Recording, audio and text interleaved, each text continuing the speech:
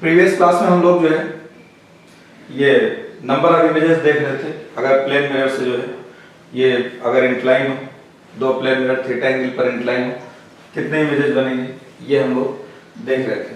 ठीक, अब जो है हम आगे आपको बताते हैं कि उसी कॉन्सेप्ट पे। एक तो मैंने आपको बताया था कि अगर प्लेन मिरर में इन प्लेन मिरर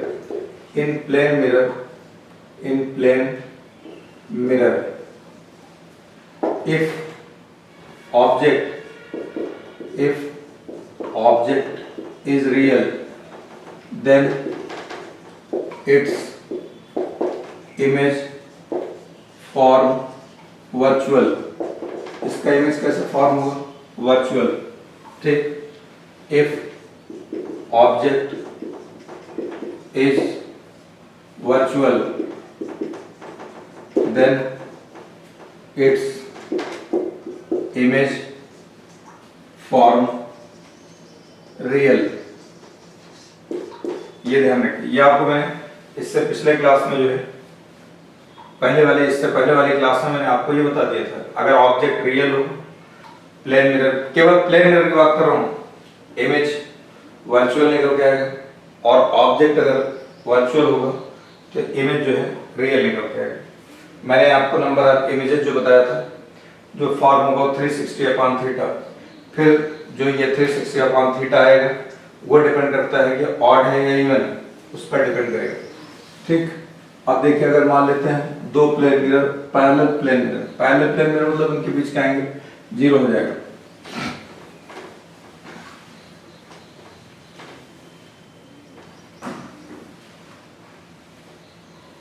ये मान लेते हैं यहाँ पर दो प्लेन मिरर, ये प्रॉब्लम आपको क्यों कॉन्सेप्ट सीखने के बाद मैंने आपको बताया था। ये प्रॉब्लम देखिए, ये देखिए दो प्लेन मिरर है यहाँ पर, ये ऐसे, ये एक प्लेन मिरर, ये एक प्लेन मिरर, ये। ठीक, अब इनके बीच की डिस्टेंस कितना है? 3 सेंटीमीटर। इनके बीच में यहाँ पर एक ऑब्जेक्ट रख दिया गया, ये ऑब्जेक्ट रख दिया गया, ये ऑब्जेक्ट है, ये 1 सेंटीमीटर डिस्टेंस पर इधर से, और इधर से ये 2 सेंटीमीटर डिस्टेंस पर ये ऑब्जेक्ट रख दिया गया, ये ऑब्जेक्ट ऐसे रख दिया गया। ठीक, 1 सेंटीमीटर 2 सेंटीमीटर। इसमें हमको बताना फाइंड डिस्टेंस बिटवीन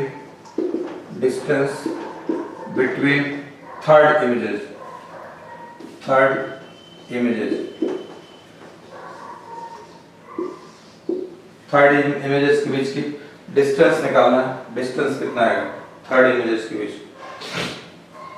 दो प्लेन मिरर है, ये दो प्लेन मिरर, इनके बीच में ऑब्जेक्ट रखा गया है। अच्छा, दो प्लेन मिरर हैं, किसी एंगल पे तो इंक्लाइन नहीं कर, ऐसे इंक्लाइन, ये तो सीधा पैरेलल लाइन हो गई, पैरेलल हो गया तो इनके बीच का एंगल कितना हो गया? 0 हो गया। तो n जो आता है वो कितना आएगा? 360 अपॉन 0। तो 360 अपॉन 0 कितना आएगा? इन्फिनिटी आ जाएगा। 360 अपॉन 0 कितना आएगा? इन्फिनिटी आ जाएगा। यानी इस ऑब्जेक्ट का इनफाइनाइट इमेज बनेगा। कितना इमेज बनेगा? इनफाइनाइट इमेज बनेगा इस ऑब्जेक्ट। तो 360 अपॉन 0, तो इमेज कितना बनेगा? इनफाइनाइट। इधर बनेगा first, second, third, fourth, fifth, sixth, seven up to infinity. इधर बनेगा first, second, third, fourth, fifth, infinity. तो इधर जो तीसरा इमेज बनेगा, इधर जो तीसरा इमेज बनेगा, ये इधर का तीसरा, थर्ड, और इधर से जो थर्ड बनेगा, इनके दोनों के बीच की डिस्टेंस बतानी है, पूरी डिस्टेंस। ये कह रहा है सवाल ये। ठीक है, तो आप देखिए यहाँ पर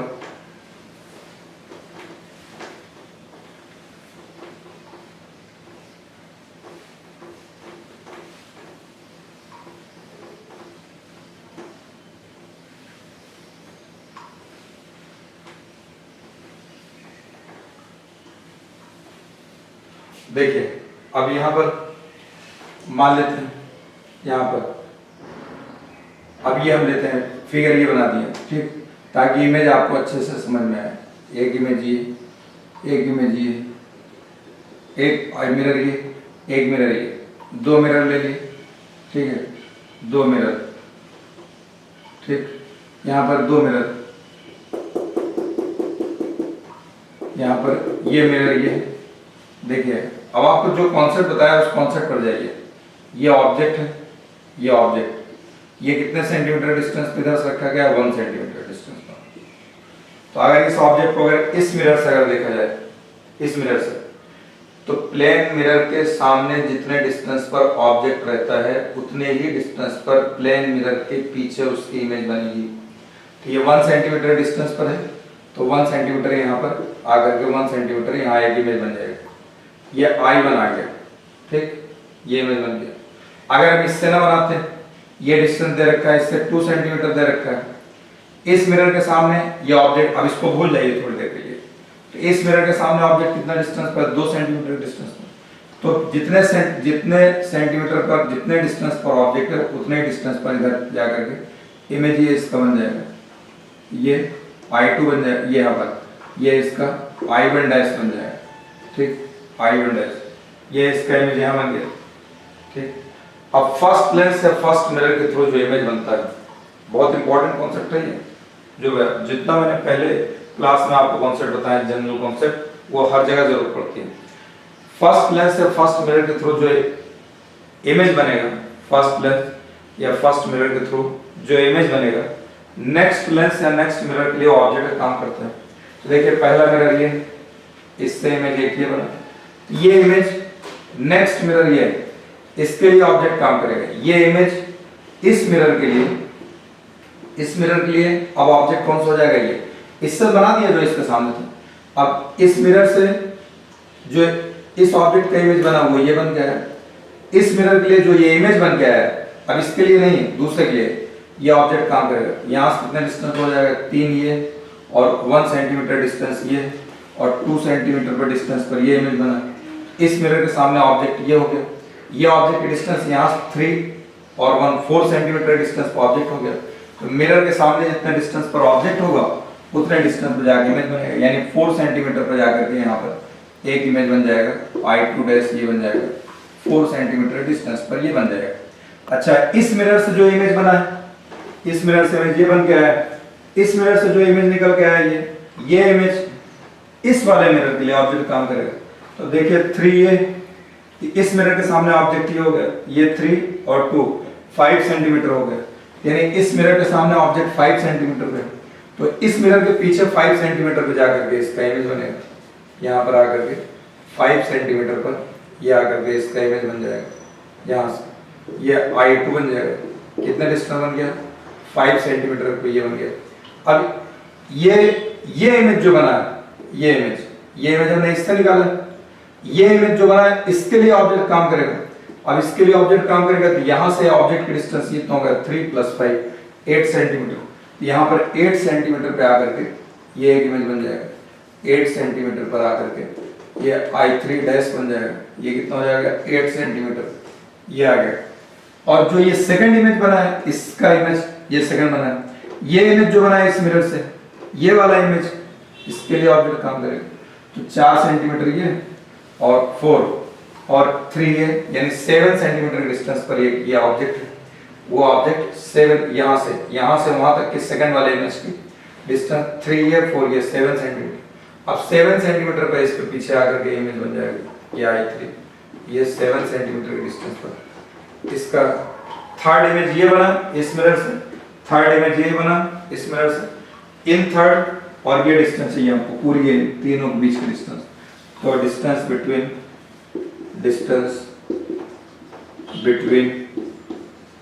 थर्ड इमेजेस, ये कितना आ जाएगा, ये आ जाएगा 7, ये है यहाँ से आता +3 बीच में, ये 3 सेंटीमीटर ये, और प्लस आगे 18, तो ये हो जाएगा 8 +8 7 + 3 + 8 ये आ जाएगा 18 सेंटीमीटर। ये इतना निकल के आ गया, 18 सेंटीमीटर के डिस्टेंस पर ये इमेज बनेगा। ये देखिए, आपको फिर से आपको प्रॉब्लम मैं फिर से एक्सप्लेन कर देता हूँ। एक तो ऑनलाइन में दिक्कत है कि आप हमसे इतना दूर बैठे हुए हैं, ये समझ में नहीं आता कि आपको समझ में आ रहा है कि नहीं आ रहा है। आप हमारे सामने बैठते हैं तो इस चीज़ में हम तो फेमस ही हैं पूरे नांदेड़ में कि बच्चों को उठा उठा करके एक एक चीज़ सर पूछते हैं, और मैं कोशिश करता हूँ कि आपके जहन में, आपके दिमाग में ये बात घुस जाए बिल्कुल, कि आपको कोई डाउट ना आने पाए जो है। तो वो स्टार्टिंग में बच्चा थोड़ा सा वो होता है, बाद में वो हमारे साथ फ्रेंडली हो जाता है, फिर हम कितना भी पूछते रहते हैं वो बताता रहता है, जरा से उसको मतलब क्या कहते हैं, कोई से शर्म नहीं महसूस होती। और आप फिजिक्स सीखने आए हैं, इसमें शर्म करने की क्या बात है। आप 10 दफे पूछिए, लेकिन बच्चे नहीं पूछते, हम ही को पूछना पड़ता है बार बार। ठीक है, बच्चे बेचारे डरे रहते हैं। अरे फिजिक्स से क्यों डरते हो? जितना जिस चीज से डरोगे वो उतना चीज डराएगा। आपको डरने की जरूरत नहीं है, आप इसको ठान लीजिए, कैसे नहीं आएगा समझ में। एक दफे में, 2 दफे में, 3 दफे में, 4 दफे में तो आएगा। आपका आईक्यू सही, दिमाग सही, सब कुछ सही, फिजिक्स तो नहीं आएगा सर। बायोलॉजी में आप 350 नंबर ला सकते हैं, 350 ला सकते हैं, 340 ला सकते हैं, केमिस्ट्री में 150। फिजिक्स में 180 क्यों नहीं ला सकते? 180 लाओ, 170 लाओ, 165 लाओ, 150 प्लस लाओ, बहुत आराम से आएगा। घबराइए मत, समझने की कोशिश करिए। ठीक, देखिए हमने आपको बताया 2 प्लेन मिरर, इनके बीच में एक ऑब्जेक्ट रख दिया गया है, ये बीच में ऑब्जेक्ट रखा गया है। ठीक, इस मिरर से 1 सेंटीमीटर डिस्टेंस पर, इस मिरर से 2 सेंटीमीटर डिस्टेंस पर ये ऑब्जेक्ट है। एकदम बीचों बीच में भी नहीं है, बीचों बीच में 1.5 सेंटीमीटर पर रखा गया। कहीं भी रख सकते हैं, इसको इधर, इसको इधर। अब मिरर, दोनों मिरर के आमने सामने तो है। कह रहा है कितने इमेज इससे। अब देखिए दोनों प्लेन मिरर है, प्लेन मिरर, 2 प्लेन मिरर अगर थीटा एंगल पे इंक्लाइन होते हैं, नंबर ऑफ इमेज आता है 360 डिवाइडेड बाय थीटा, तो ये आता है। यहाँ 360 डिवाइडेड बाय 0, तो इससे आ जाएगा इनफाइनाइट। इससे इनफाइनाइट इमेज बनेगा, इससे इनफाइनाइट इमेज बनेगा। देखिए बना के दिखा रहे हैं, 3 बना के दिखा रहे हैं।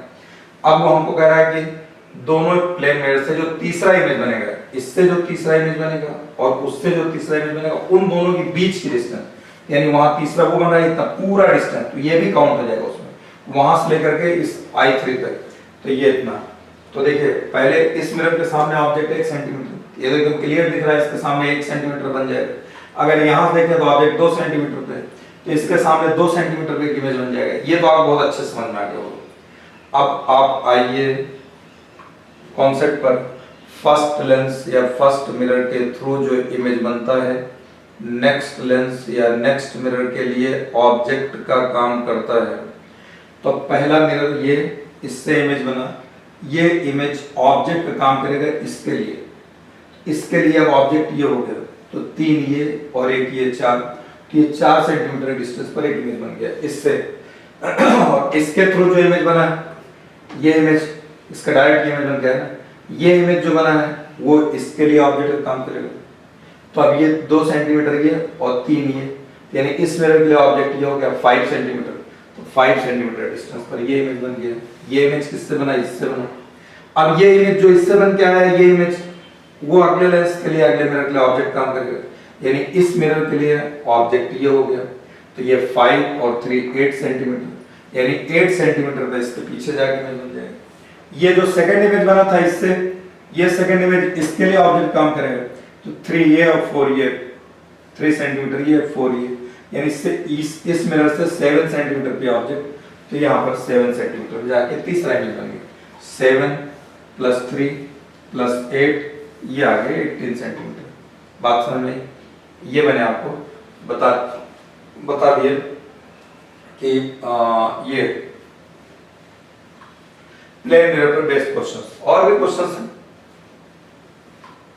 कुछ हम डीपीपी में डाल के दे देंगे, कुछ टेस्ट में डाल के दे देंगे, ठीक है, जिससे आपको नई नई प्रॉब्लम्स। अब यही प्रॉब्लम सोचिए हम टेस्ट में डीपीपी में दिए नहीं होगा, हम आपको चेंज करके देंगे, ठीक है, जिससे कि आपको हर जगह सीखने को मिले और आप चैप्टर को रिवीजन करते रहेंगे बार बार, तो आपका चैप्टर एकदम कंफर्म होता चला चलेगा, कोई दिक्कत नहीं आएगी। ठीक, वरना तो फिजिक्स से भाई ऐसे ही टफ लगती है और भूलती भी रहती है, तो उसको बार बार देखते रहिए। और टफ मानिए ही मत कि टफ है, टफ मानो ही मत। कोई भी काम मुश्किल नहीं है, बस आपके अंदर जुनून और जिद होना चाहिए, इरादे आपके हौसले बुलंद होने चाहिए। आप इसकी टेंशन ही मत लीजिए कि कैसे नहीं आएगा, ठीक। तो अरे किसी इंसान का दिल निकालना, किसी इंसान का ब्रेन खोलना, उससे तो आसान है फिजिक्स। आप तो जाकर के ये सारे काम करोगे, पूरा ब्रेन खोल दोगे। ब्रेन में कैसे कैसे वेव्स होती हैं, कितनी कितनी किलोमीटर लंबी होती हैं दिमाग के अंदर, आप लोग वहां की प्लॉटिंग देख करके उसको ऑपरेट कर लेते हैं। कितने आसानी से, कितने बारीक आप छुरा लगाते हैं कि आपका ये कैसे सिरिंज डालते हैं कि दिल और लंग्स के बीच में बिल्कुल पहुंच जाए, वहां से पानी शक कर ले, जो भी कुछ होता है इस टाइप का, यानी ये कितना आपका सटीक अंदाज होता है। और जब आप इतने बड़े बड़े डॉक्टर्स बन सकते हैं, ये तो फिजिक्स है, इसमें कौन सा अंदाज लेना, इसमें तो परफेक्ट फार्मूले पे बेस्ड चलना है, ठीक है, एकदम क्लियर दिखता है। तो बस थोड़ा जहन पे लेने वाली बात है, क्योंकि मैथ्स हम लोगों की कमजोर रहती है, ये टेंस है, इसलिए बच्चे थोड़ा सा इसमें इंटरेस्ट कम लेते हैं, इंटरेस्ट नहीं आता। अगर जिस दिन आपको इंटरेस्ट आ जाएगा ना, उस दिन ये फिजिक्स भी आपको और सब्जेक्ट से ज्यादा आप इस पे ध्यान दीजिएगा, और सब्जेक्ट से ज्यादा आएगा मजा इसको पढ़ने में। बस बात इंटरेस्ट की है। तो देखिए अब हम लोग देखते हैं दूसरी चीज देखते हैं, दूसरी चीज देखते हैं। दूसरी चीज में मैं आपको जैसे आगे पहले एक इंटरेस्टिंग चीज बताता हूँ, जैसे टाइम देखता हूँ। टाइम देखिए इसमें लेटरल इन्वर्जन होता है इमेज में। जैसे अगर टाइम देखना हो, कोई क्लॉक हो और उसके सामने मिरर लगा दिया है, टाइम देखना हो, टाइम मान लिया कि देखिए अब मिरर अगर आप लगाएं, जैसे ये यहाँ पर मान लिया हमने क्या ले लिए, ये ले लिए जो है ये घड़ी बना दिया, ठीक। अब ये घड़ी बना दी, यहाँ कितना रहता है 12, यहाँ कितना रहता है ये 3, यहाँ कितना रहता है 6, यहाँ कितना रहता है ये 9 रहता है। अब अगर मान लिया घड़ी में 3 बज रहे हैं, छोटी वाली सुई ये रहेगी, बड़ी वाली सुई ये ऐसे रहेगी, ऐसे रहते हैं ये ऐसे, ये अगर ये ऐसे 3 बज रहा है इसमें, ठीक। अब हमको इसके सामने आईना लगा दिया जाए, मिरर लगा दिया जाए, कोई दर्पण लगा दिया जाए, ठीक है। तो अब इसका इमेज क्या बनेगा, देखिए यहाँ पर हमने ये मिरर लगा दिया। अब इसका आप कैसे देखेंगे, तो अब इसका इमेज बनाएंगे, ये इसका इमेज। तो ये तो जो वर्टिकल है, हमने आपको बताया आदमी अगर खड़ा होगा सर ऊपर है तो सर ऊपर ही आएगा, ठीक है। यहाँ पे जितने डिस्टेंस पर है इतने डिस्टेंस पर जो है यहाँ पर ये, और इधर से ये ऊपर ये आ जाएगा, नीचे ये इतना आ जाएगा, यानी इसके बीच में जो है ये अपना ये आ जाएगा यहाँ से।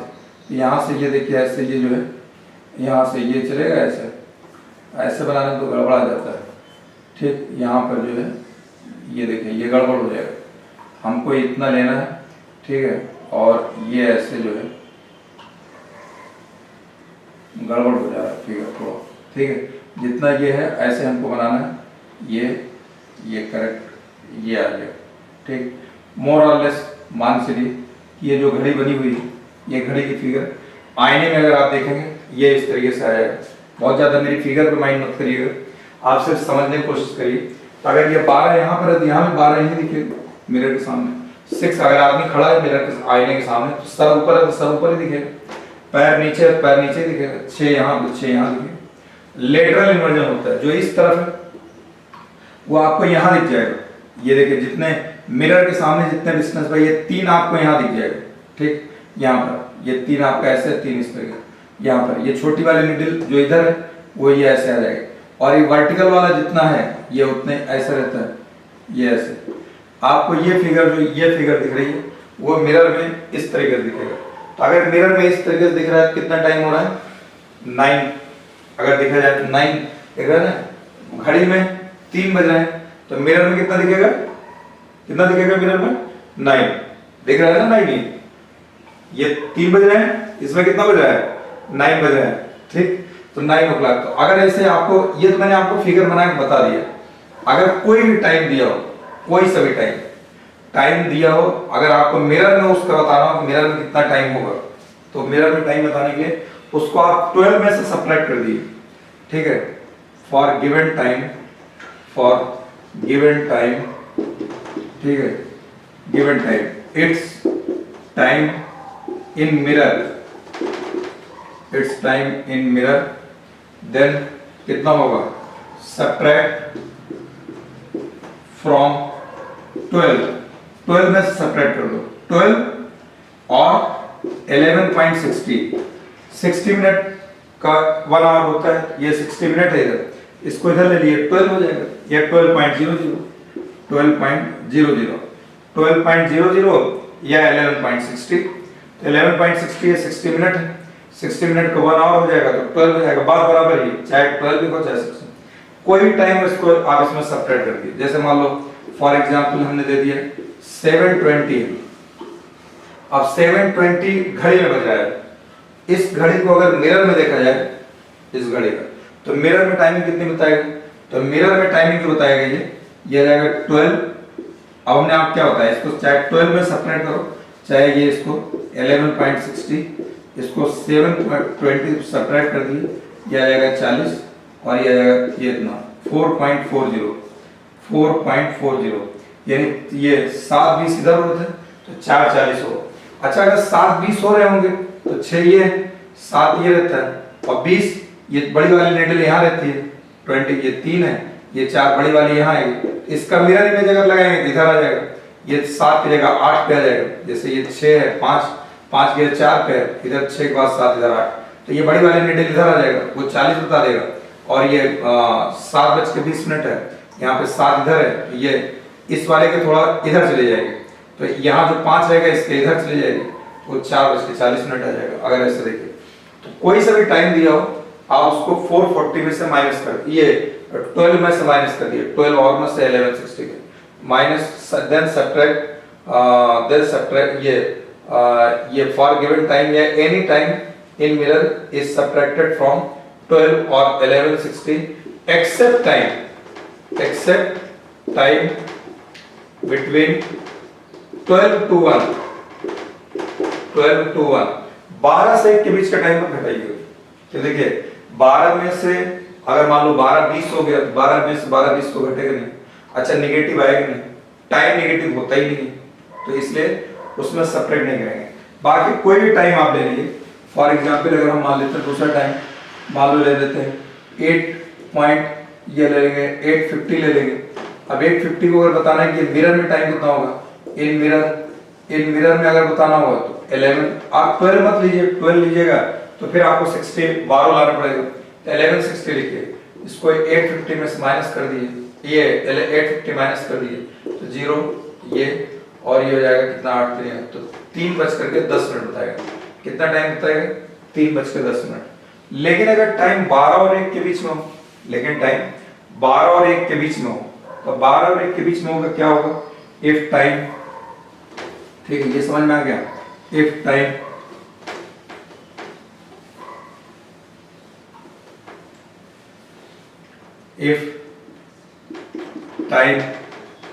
between 12 to 1 then it subtract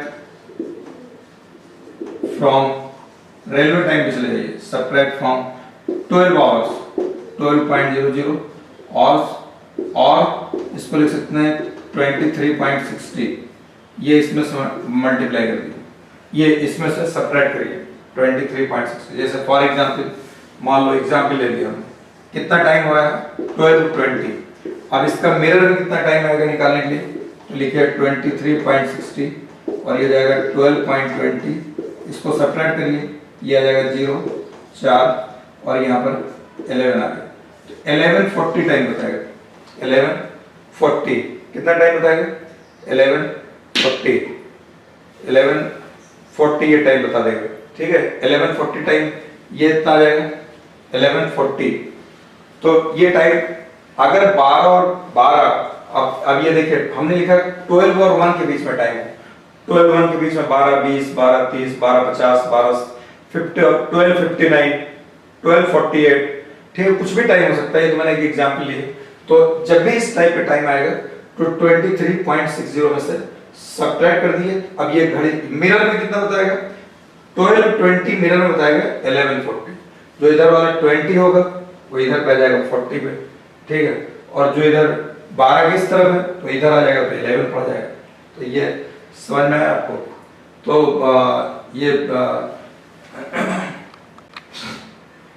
ये मैंने आपको एक टाइम का कॉन्सेप्ट बताया। तो इसी तरीके से देखिए अब हम आते हैं वेलोसिटी पे। अगर देखिए वेलोसिटी का पूरे चाहे कॉनकेव मिरर हो चाहे कॉन्वेक्स मिरर हो चाहे प्लेन मिरर हो एक इसका जनरल फार्मूला है पहले मैं अभी आपको ऐसे केवल प्लेन मिरर को बताता हूँ फिर आपको जनरल फार्मूला बता दूंगा। जनरल फार्मूला में आप चाहे प्लेन मिरर लगाओ चाहे कॉनकेव मिरर में लगाओ चाहे कॉन्वेक्स मिरर में लगाइए कहीं भी लगाइए सब जगह वैलिड रहेगा। वो एक जनरल फार्मूला है। चाहे मिरर मूव करे ऑब्जेक्ट मूव करे इमेज मूव करे कुछ भी मूव करे ना मूव करे अलग बात है।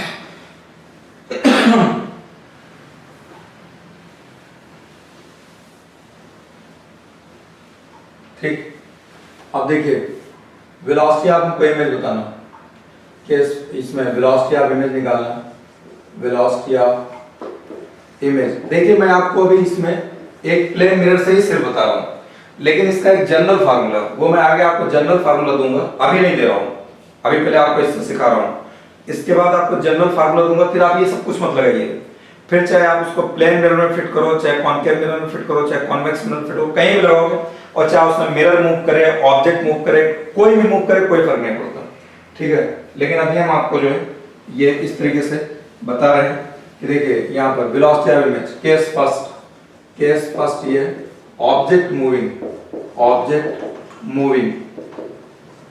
मूव करता है, मिरर को रेस्ट पर रख देते हैं, ये मिरर, ये ऐसे, ये ऑब्जेक्ट है, ये ऑब्जेक्ट यहाँ पर है, या मान लिया ऑब्जेक्ट यहाँ पर है, ये ऑब्जेक्ट है, ये ऑब्जेक्ट, ये v स्पीड से इधर आ रहा है, v स्पीड से मिरर के सामने, मिरर के परपेंडिकुलर आ रहा है, ये ध्यान रखिएगा। जब भी आप मिरर के परपेंडिकुलर मूव करेंगे और टुवर्ड्स मिरर मूव करेंगे तो आपकी इमेज भी टुवर्ड्स मिरर ही आएगी। जब भी आप मिरर के सामने, मिरर के परपेंडिकुलर मिरर की तरफ मूव करेंगे, इमेज भी मिरर की तरफ आएगी। और आप मिरर के अगर परपेंडिकुलर मिरर से आगे जाएंगे, मिरर से दूर जाएंगे, तो आपका इमेज भी जो है वो मिरर से दूर जाएगा। देखिए जैसे ये हम मान लेते हैं कि हमारा ये व्हाइट बोर्ड हमारा मिरर है, अगर हम मिरर के नजदीक आएंगे, हमारे और मिरर के बीच की डिस्टेंस घटेगी ना, और कम हो जाएगी, तो जो जितना डिस्टेंस रहेगी उतना डिस्टेंस पे इमेज आएगा, यानी उधर इमेज की डिस्टेंस कम हो जाएगी। हम दूर हो जा रहे हैं, अगर इस समय यहाँ पे है, अब अगर हम मिरर के नजदीक चल रहे हैं, हम मिरर की तरफ जा रहे हैं, ऑब्जेक्ट भी किधर आएगी, इमेज भी किधर आएगी, मिरर की तरफ आएगी। हम मिरर से अगर दूर जाएंगे, ऐसे दूर, तो मिरर से दूर जाएंगे, इमेज भी हमारी दूर जाएगी, क्योंकि ऑब्जेक्ट और मिरर के बीच की डिस्टेंस बढ़ती जाएगी, तो फिर इमेज की भी डिस्टेंस बढ़ेगी। इसी कॉन्सेप्ट पे ताजमहल भी बना हुआ है। ताजमहल में अगर आप जो ताजमहल सामने जो रहता है, उसके सामने जो एक स्ट्रिप बनी हुई है, वहाँ एक सिमेट्रिकल गेट बना हुआ है, काफी दूर पर, कुछ दूर पर, तकरीबन 50-60 मीटर, तो वहाँ आप खड़े हो जाइए। तो वहाँ खड़े होकर अगर आप ऐसे ताजमहल को देखते रहिए और ताजमहल के करीब जाएंगे आप ऐसे, तो ताजमहल आपके पास आएगा। और अगर आप वहां से ताजमहल को देखते हुए अगर आप ताजमहल से दूर जाएंगे, तो ताजमहल भी आपसे दूर जाएगा। उसमें है कुछ साइंटिफिक मिरर का कॉन्सेप्ट लगा हुआ है, ठीक। और इससे पहले एक तो जमुना नदी के किनारे बना हुआ है, तो सरफेस टेंशन का भी कॉन्सेप्ट था, जिससे कि वहां तो जमुना में पानी बहुत कम रहता है, वरना यह उसके रिसर्च के चक्कर में पहले वहां से सरफेस टेंशन की वजह से जो वाटर ऊपर चलता था और आकर के जहां उनका डोम बना हुआ था, वहां से डोम से एक एक बूंद टप टप गिरता था, वो सरफेस टेंशन का रीजन था। खैर वो मैं सिर्फ आपको इतना बताना चाहता हूँ, मेरा कहने का मतलब ये है कि अगर मिरर के परपेंडिकुलर ऑब्जेक्ट मूव करता है, या ऑब्जेक्ट मिरर के परपेंडिकुलर ऑब्जेक्ट मूव करेगा, और ऑब्जेक्ट, अब ऑब्जेक्ट परपेंडिकुलर तो है, इधर आ जाए मिरर की तरफ, या मिरर से दूर भी जा सकता है। अगर मिरर के करीब आएगा तो उसकी इमेज भी, अगर ये ऐसे मिरर करीब आ रहा है तो इसकी इमेज भी ऐसे इसके पास आएगी मिरर के। अगर ऑब्जेक्ट मिरर से दूर जाएगा, अगर ऑब्जेक्ट मिरर से दूर जाएगा, उसकी इमेज भी दूर जाएगी, ठीक। मैं ये इतना बताना चाहता हूँ। अच्छा, ये आपको पता ही कि यहाँ ये अगर इतने डिस्टेंस पर ये ऑब्जेक्ट है, तो इतने डिस्टेंस पर इसकी इमेज बनेगी, इतने डिस्टेंस पर ये ऑब्जेक्ट है, इतने डिस्टेंस पर इसकी इमेज बनेगी। अगर ऑब्जेक्ट V से इधर आएगा तो ये V से इसके करीब आएगा। ऑब्जेक्ट मिरर की तरफ जा रहा है, इमेज भी मिरर की तरफ आ रहा है, ठीक। ऑब्जेक्ट मिरर की तरफ, इमेज भी मिरर की तरफ, ये आ जाएगा सेम स्पीड से। अगर डिस्टेंस देखेंगे, ये x होगा, ये y होगा, डिफरेंशिएट करेंगे dx/dt, dy/dt, दोनों बराबर आ जाते हैं। तो अगर इसको हम वेक्टर फॉर्म में लिखें, वेलोसिटी ऑफ ऑब्जेक्ट यहाँ लिख देते हैं, वेलोसिटी ऑफ ऑब्जेक्ट ये अगर है v, यानी मिरर के करीब जा रहा है i के x डायरेक्शन में, अगर ये इधर प्लस x पे जा रहा है तो मिरर जो जाएगा, ये इमेज जो जाएगी माइनस x पे, तो वेलोसिटी ऑफ इमेज किधर जाएगा, माइनस vi के, माइनस vi के। ऑब्जेक्ट x एक्सिस पे आ रहा है, इमेज नेगेटिव x एक्सिस पे जा रही है, तो माइनस vi के। अगर रिलेटिव निकालना, velocity of object with respect to, अगर ऐसे निकालना, velocity of object with respect to velocity of image, ये आपको काइनेमेटिक्स अगर आपने पढ़ा है तो आपको वहाँ आइडिया होगा, velocity of object with respect to image. अगर इमेज के रिस्पेक्ट में निकालना है तो ये आ जाएगा VO minus VI, VO minus VI। तो VO कितना है, VI के इधर माइनस, ये माइनस इसका आ गया, VI माइनस VI के ये लिखा हुआ है, यानी कितना हो जाएगा ट्वाइस वी आई कैप, ये आ गया। अगर एक दूसरे के रिस्पेक्ट में निकालेंगे तो डबल आएगा। अगर हम velocity of object with respect to image है, अगर velocity of image with respect to object निकालें, यहाँ object with respect to image था ऑब्जेक्ट माइनस इमेज, या image with respect to object है, पहले जो पहला लेटर रहता है वो यहाँ पहले लिखा जाता है माइनस वी ओ, ये कितना आ जाएगा, अब V I minus V I cap दे रखा है और ये वी आई कैप दे रखा है, ये कितना हो जाएगा माइनस टू वी आई कैप, यानी ये निगेटिव एक्स एक्सिस में इमेज जो है ऑब्जेक्ट रिस्पेक्ट में निगेटिव में डबल से जाएगा, ये रिलेटिव में इमेज और ऑब्जेक्ट की स्पीड बराबर होगी अगर ऑब्जेक्ट मूव करेगा तो। अगर ऑब्जेक्ट मूव करे और मिरर मूव नहीं कर रहा है, यहाँ मिरर रेस्ट है, मिरर की वेलोसिटी 0 है, ठीक। अगर ऑब्जेक्ट मूव करेगा तो इमेज भी उसी स्पीड से मूव करेगा, अगर एक दूसरे के रिलेटिव निकालेंगे तो डबल आएगा, ये मैंने आपको एक ये बता दिया, ठीक। अब अगर मान लेते हैं ऑब्जेक्ट किसी एंगल में मूव करे, अगर ऑब्जेक्ट किसी, ये केस फर्स्ट था, object moving perpendicular to the mirror, perpendicular to the mirror, ये आ गया। अब अगर हम केस सेकंड लेते हैं, केस सेकंड लेते हैं कि अगर मान लिया object moving at angle theta, mirror rest पर,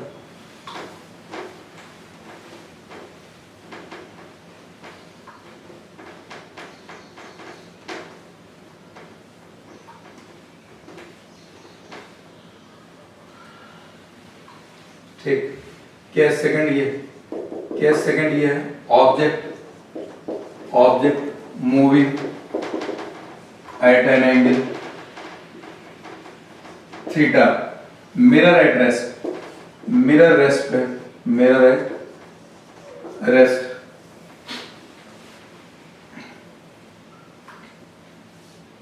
तो देखिए अब ऑब्जेक्ट मिरर मान लिया मैंने, ये मिरर, ठीक। ये ऑब्जेक्ट हमने ये है और ये लाइन हमारी ये ऑब्जेक्ट अगर ऐसे मूव कर रहा है, ये ऑब्जेक्ट v स्पीड से थीटा एंगल में मूव कर रहा है, थीटा एंगल पे, तो देखिए इसमें क्या होगा, ठीक। इसमें अगर ऑब्जेक्ट ये यहाँ पर, इसको बताने से पहले मैं आपको एक चीज और बता दूं, अगर देखिए यहाँ पर मिरर रेस्ट पर अगर ऑब्जेक्ट ऐसे मूव करेगा इसके पैरेलल, इसके उसको समझने से पहले ऑब्जेक्ट अगर ऐसे है, मिरर के परपेंडिकुलर मूव नहीं कर रहा, तो मिरर के पैरेलल अगर मूव करेगा तो जब भी चलेगा तो ऑब्जेक्ट और मिरर के बीच की डिस्टेंस हमेशा इतनी रहेगी। अगर मिरर ऑब्जेक्ट यहाँ पर if object moving parallel to the mirror, अगर पैरेलल टू द मिरर रहेगा जितने डिस्टेंस पर ऑब्जेक्ट है, अब जैसे ये बोर्ड मान लीजिए, बोर्ड हमारे लिए मिरर है, अगर हम इसके पैरेलल चले ऐसे चलेंगे तो हमेशा मिरर और बोर्ड हमारे बीच की डिस्टेंस ये इतना कांस्टेंट है, मिरर के सामने जितना डिस्टेंस पर ऑब्जेक्ट रहता है उतना डिस्टेंस पर इमेज बन जाएगा। तो इसका इमेज देखिए यहाँ पर इतने डिस्टेंस बन जाएगा, फिर इसका इमेज यहाँ बन जाएगा, फिर ये और ऊपर चलेगा इसका डिस्टेंस, ये डिस्टेंस भी बराबर आ रही है, तो जितने स्पीड से ये जाएगा उतने स्पीड से ये भी जाएगा, ठीक है।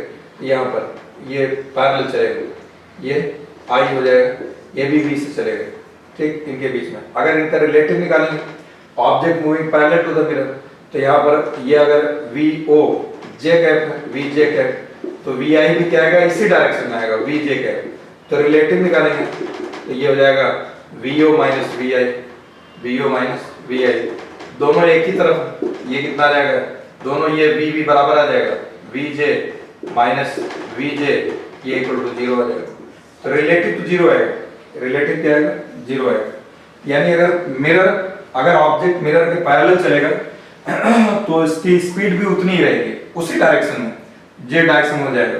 तो अब देखिए यहाँ पर हमारा, अगर इस ऑब्जेक्ट को हम लिखते हैं, यहाँ पर ऑब्जेक्ट को अगर रिजॉल्व कर लें, इसकी स्पीड कितना है v इधर, अगर हम इसको रिजॉल्व करके लिखते हैं तो इसका एक कंपोनेंट v cos थीटा इधर आ जाएगा, एक कंपोनेंट इसका v sin थीटा इधर आ जाएगा। रिजॉल्व जो करते हैं, रिजॉल्व ये v से इधर जा रहा ऑब्जेक्ट, रिजॉल्व जिस एक्सिस से एंगल होता है इसको रिजॉल्व करना, इसका इस एक्सिस से एंगल थीटा है, तो इसका एक कंपोनेंट जिस एक्सिस से एंगल होता है उधर cos जाता है, v cos थीटा, और इसके परपेंडिकुलर साइन आ जाएगा v sin थीटा। अगर एंगल इधर थीटा होता तो v cos थीटा इधर होता, v sin थीटा इस तरफ, ठीक।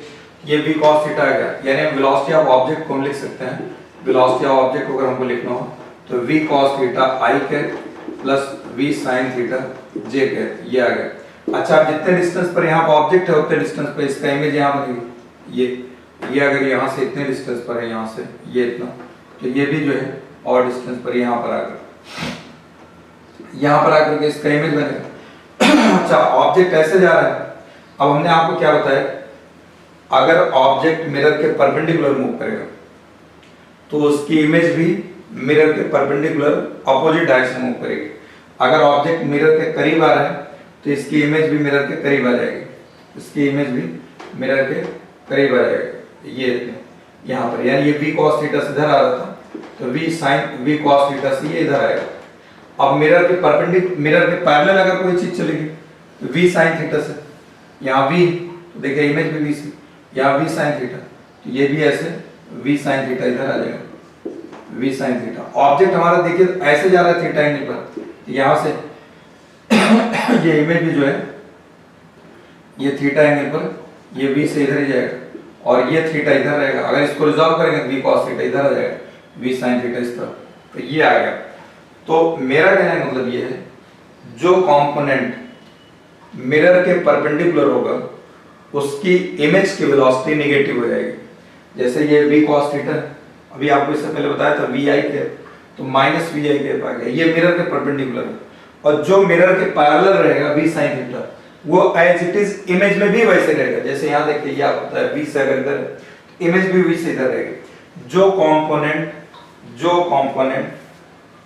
यानी जो वेलोसिटी मिरर के परपेंडिकुलर होगी, जिस ऑब्जेक्ट की वेलोसिटी मिरर के परपेंडिकुलर होगी, उसकी इमेज की वेलोसिटी निगेटिव हो जाएगी, उसकी इमेज की वेलोसिटी निगेटिव हो जाएगी। यहाँ पर v cos थीटा परपेंडिकुलर है मिरर के, ये देखिए ये निगेटिव हो जाएगा, तो वेलोसिटी ऑफ इमेज कितना आ जाएगा, तो माइनस v cos थीटा आ जाएगा। अच्छा, दिख भी रहा है यहाँ माइनस नेगेटिव में, और जो पैरेलल है वो अनचेंज रहेगा, वो v sin theta j cap रहेगा। ये इसका वेलोसिटी ऑफ ऑब्जेक्ट और इमेज ये निकल के आ गया, वेलोसिटी ऑफ ऑब्जेक्ट ये, ठीक, पहले ऐसे दे रखा था खाली, अब ये वेलोसिटी ऑफ इमेज निकालेंगे, इतना निकल के आ जाएगा। अगर रिलेटिव निकालते हैं velocity of object with respect to image, तो माइनस करेंगे v और माइनस vi, तो ये माइनस होगा तो ये कैंसिल हो जाएगा, ये कितना आ जाएगा 2v cos theta i cap. ठीक, ये मैंने आज आपको ये बता दिया। अगर ऑब्जेक्ट मूव कर रहा हो तो ऑब्जेक्ट मिरर के परपेंडिकुलर, मिरर के पैरेलल या किसी एंगल मूव करेगा तो वेलोसिटी ऑफ इमेज क्या आएगी, ये मैंने आपको बता दिया। अब नेक्स्ट क्लास में आपको और बताएंगे, अगर मिरर मूव करेंगे, ऑब्जेक्ट वगैरह है, तब वेलोसिटी ऑफ इमेज क्या आएगी। फिर मैंने आपको बताया कि हम आपको एक जनरल फार्मूला देंगे, जनरल फार्मूला, चाहे प्लेन मिरर में लगाइए, चाहे कॉनकेव मिरर में लगाइए, चाहे कॉन्वेक्स मिरर में लगाइए, चाहे मिरर मूव करे या ऑब्जेक्ट मूव करे, कुछ भी निकालना होगा उससे निकल जाएगा। लेकिन इसको आप समझे रहेंगे तो उसको जब लगाएंगे तो आप निकालेंगे तो आपको थोड़ा सा फील आएगी। फिजिक्स में फील का आना बहुत जरूरी है कि आपको लगे कि हाँ ऐसा हो रहा है। ठीक है, तो इस तरीके से ये आज क्लास में बस इतना है, बाकी नेक्स्ट क्लास